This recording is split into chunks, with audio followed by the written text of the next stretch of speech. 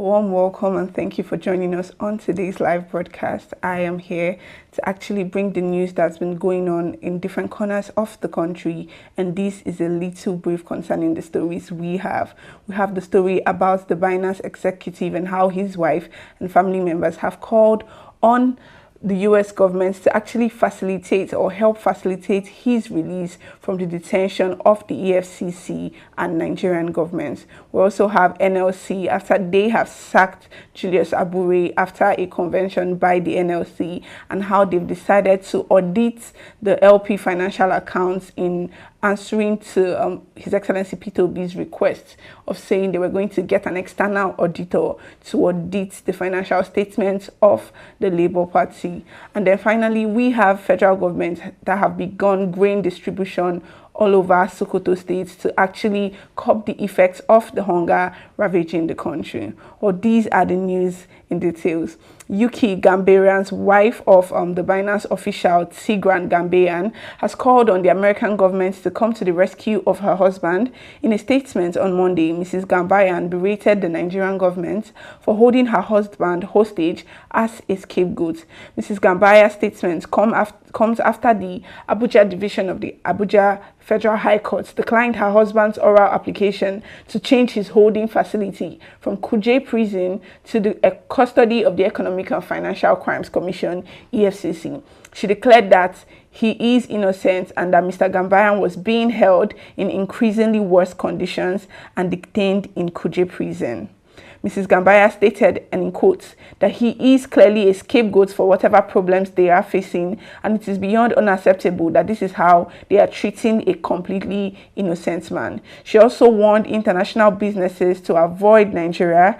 Mrs. Gambarian called on the United States of America to help facilitate the release of her husband. She said, "I am begging the American government to do anything to get Tigran out, and I'm imploring the Nigerian government to realize that they are holding a completely innocent man. They can still do the right thing and release him whilst they negotiate with the actual decision makers at Binance for a solution to the issues which they are facing." She also warned people doing international businesses to be very careful of doing anything in Nigeria, as their employees could suddenly be held hostage by the Nigerian government and treated like criminals for no reason. She is a United States citizen who heads Binance Financial Crime Compliance Department, and her husband had pleaded not guilty to a 5-count money laundering charge on Monday, but the court ruling would see him detained in Kuje prisons until his trial resumes on May 2. We recall that last week, Binance revealed that Mr. Gambarian had trained 70 Economic Financial Crimes Commission officials and helped the anti-graft agency recover over $400,000 for Nigeria before National Security Advisor Nuhu Ribadu ambushed and arrested him and Najim Anjawala while on an official visit to Nigeria.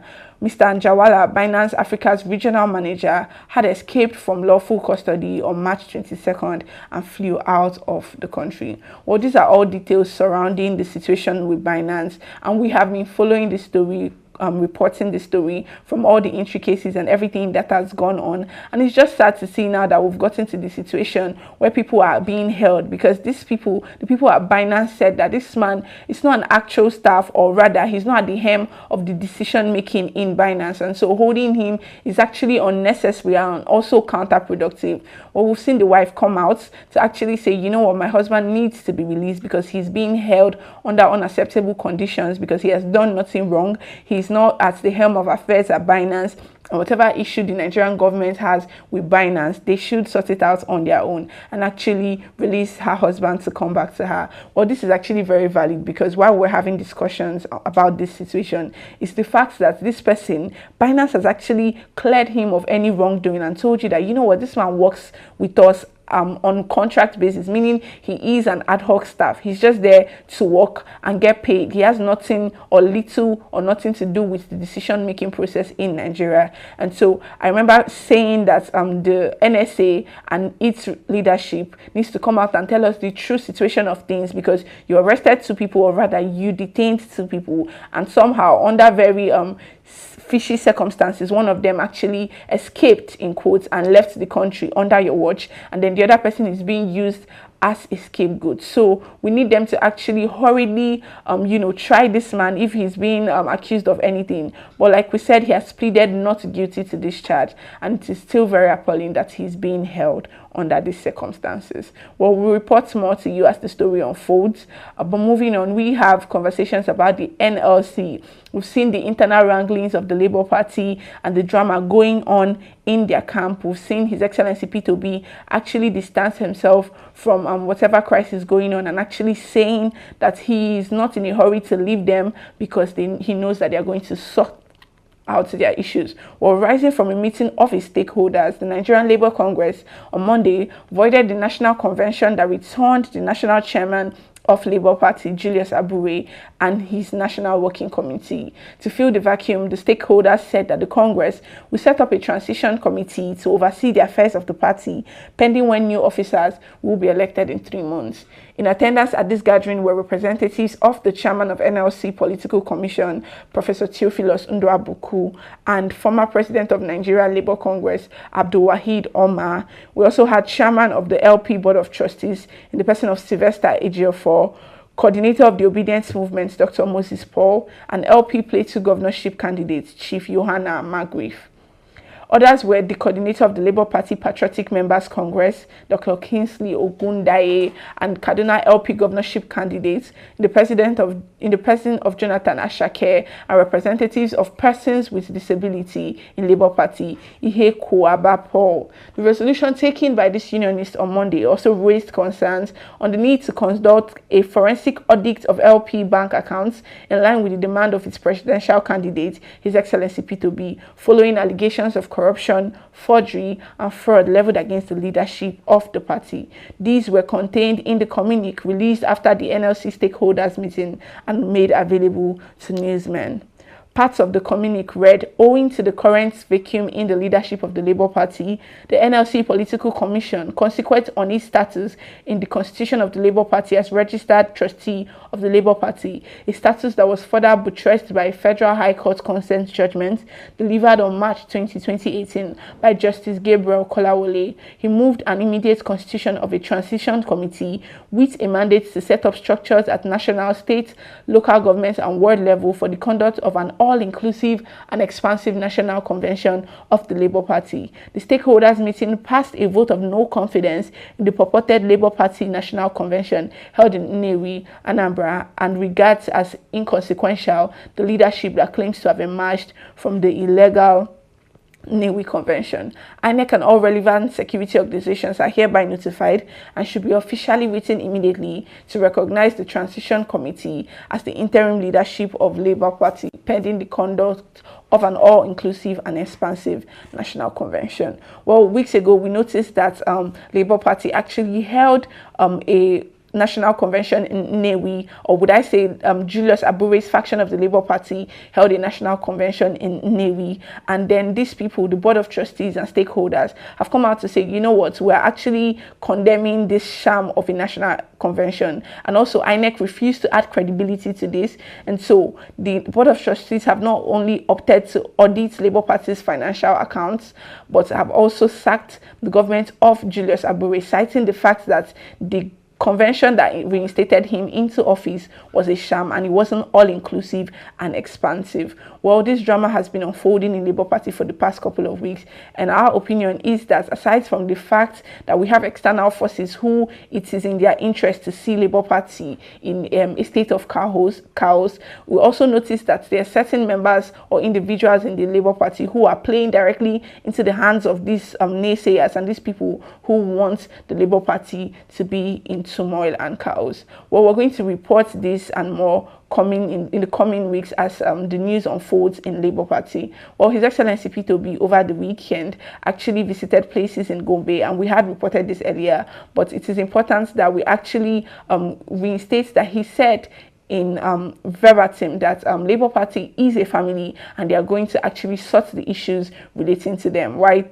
Disputing reports that he was going to leave the Labour Party. Well, let's take a look, or rather a soundbite from the conversation he had with newsmen in Gombe State. Sabolai community is located in Bauchi local government, with majority of the residents are low-income earners, thereby lacking basic social amenities. According to Peter Obi, he is here to commission this hand pump water for the community, which he said it is time to provide succor for the masses amid these hard times, most especially with the recent hike in electricity. You do hike for those areas where those of us who can easily afford it are living, that can go. And then you use the resources to subsidize for those who can afford it. Majority of Nigerians are suffering. So we need to support those areas in order to be able to live.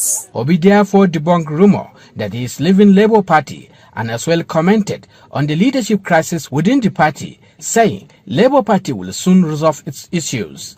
Never. I only advocated for peace. I'm a man who believes in peace. Labour Party will resolve issues. His family. No family is perfect. He therefore urged Nigerian leaders in and out of leadership positions to listen and work with the masses and feel a bit of their pains.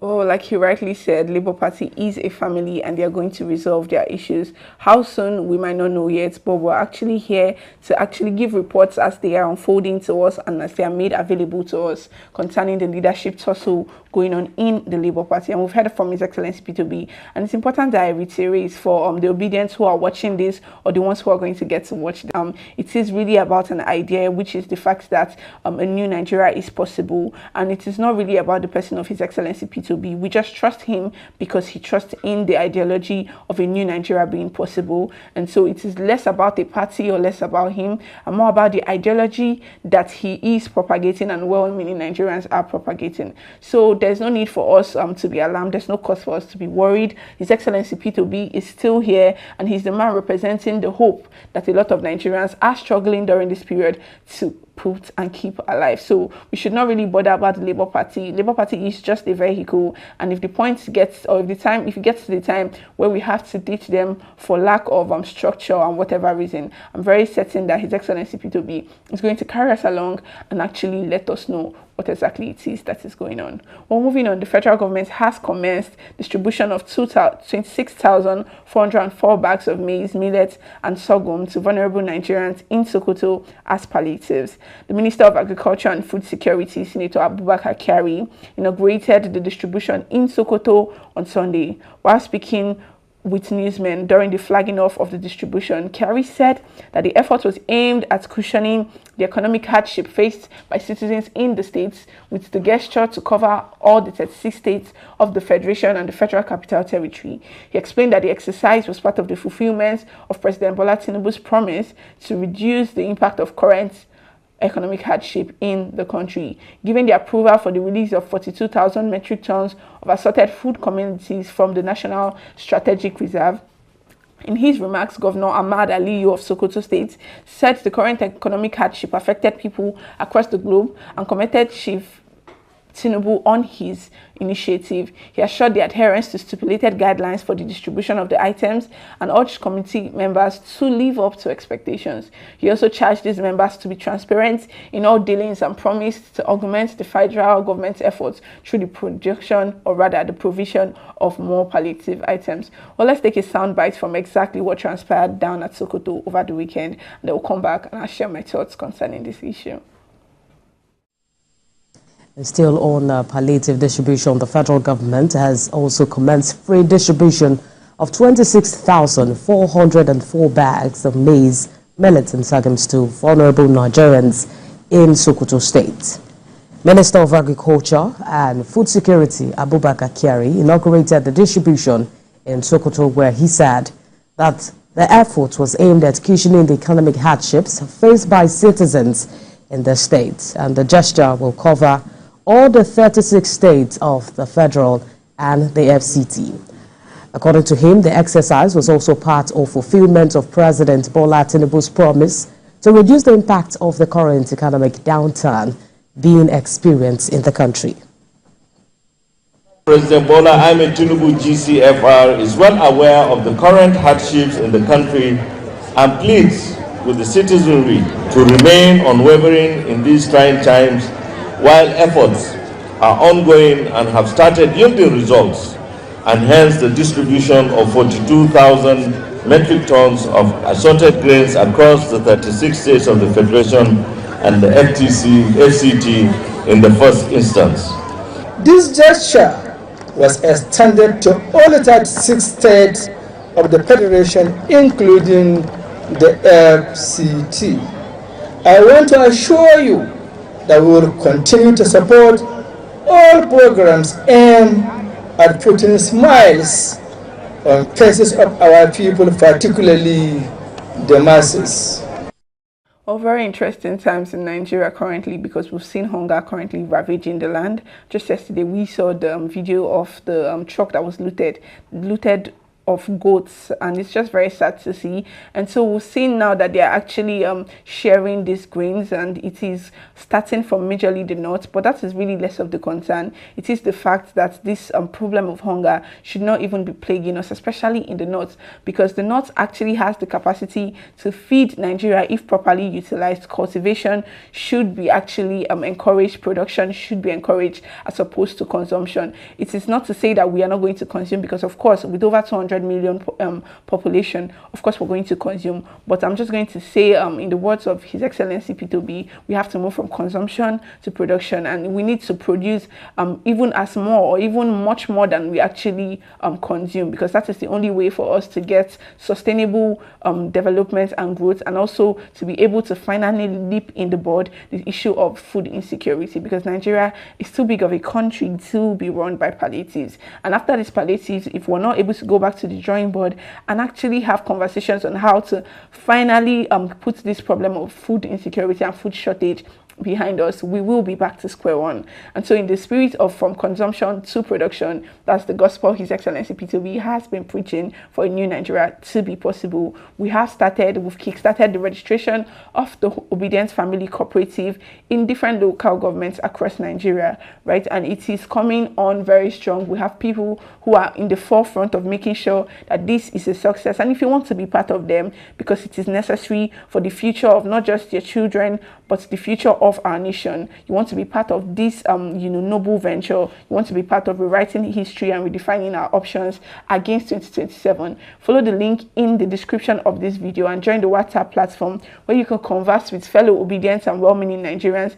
This is an agro-allied cooperatives. We have parts of this cooperative which deals in production as opposed to consumption that His Excellency P2B has been preaching. We have fisheries, it's an agro-allied business, right? And so if you want to be part of these people, join the platform, have conversations about it, and also amplify our voice by liking this video, sharing this video, and also commenting, so that other Nigerians and well-meaning obedience can actually see this and know that, oh, okay, you know what, a lot is going on here, and we need to actually put our resources to make this a success. And so until we come your way next time, bye for now, and don't forget to like, share, and subscribe to this video.